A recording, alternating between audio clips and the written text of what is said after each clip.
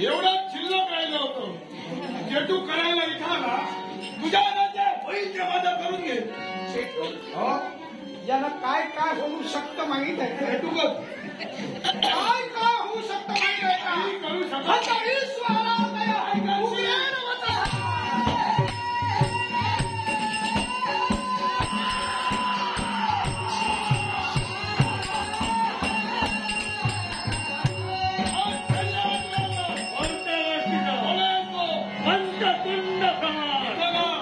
सांगतो जरा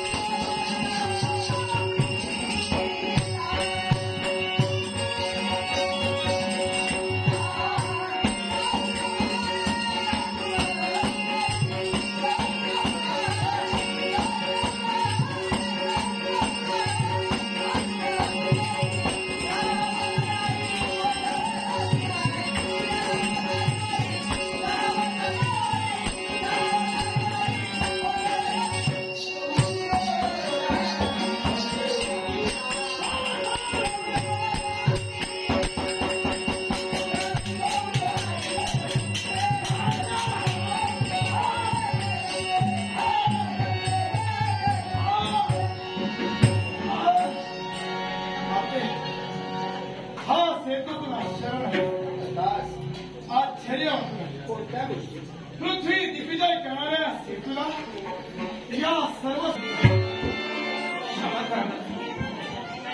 तुम्ही तुमच्याकडे सुखाचा संसार नाही काढू शकत. तुम्ही तुमच्या पुरुष संसारात नाही घेऊ शकत कारण माझ्या जीवनात डाग लागले. डाग? हो, कारण पूर्वजन्मी जसं माझ्या जीवनात तो प्रकार या जन्मात सुद्धा घडलाय.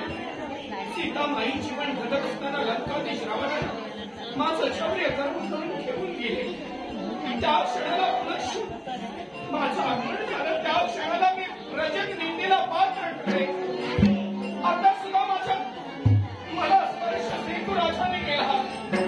माझ्यामुळे तुम्हाला जीवन जगणं असहाय्य होईल. सारे जण तुझी निंदा करतील.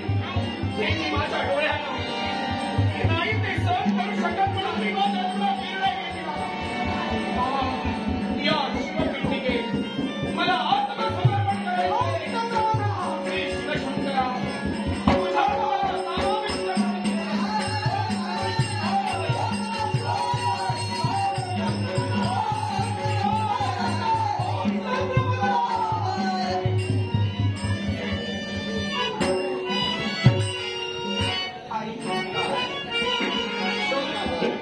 राम म्हणून जन्म घेतला तेव्हा घटनाची माझ्या जीवनात घडली.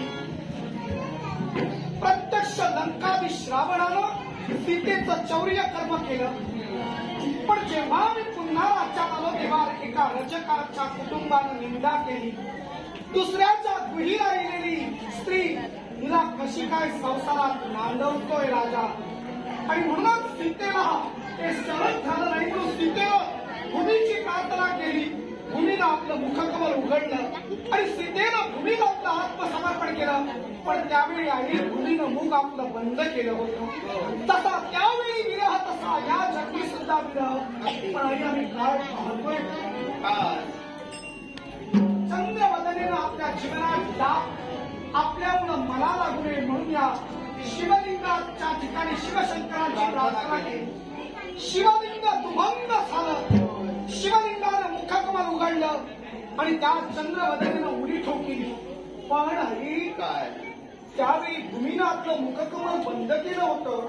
पण आज मात्र या शिवलिंगानं पुन्हा एकसंध होण्याचा विचार केला नाही. दुभंग झालेला शिवलिंग पुन्हा एक रूप झालं नाही. काय ते याच्या पुढेही एकरूपही होणार नाही. असंच राहणार. ते असंच या सन्नती नगराच्या ठिकाणी राहणार. कारण अखिल विश्व चराचराच्या ठाई ठाई अनेक शिवपिंडिका आहेत. त्या शिवपिंडिकेच्या आगळीवेगळी शिवपिंडिका म्हणजे या सन्नती नगरात असेल आणि या सन्नती नगरात ही शिवपिंडिका छेद गेलेली असेल. यावत चंद्र दिवाकर चंद्र सूर्य असेपर्यंत या सन्नती नगरात या शिवपिंडिकेला सोमेश्वर लिंग म्हणून ओळखलं जाणार आहे. सोमेश्वर लिंग म्हणून ओळखलं जाणार आहे.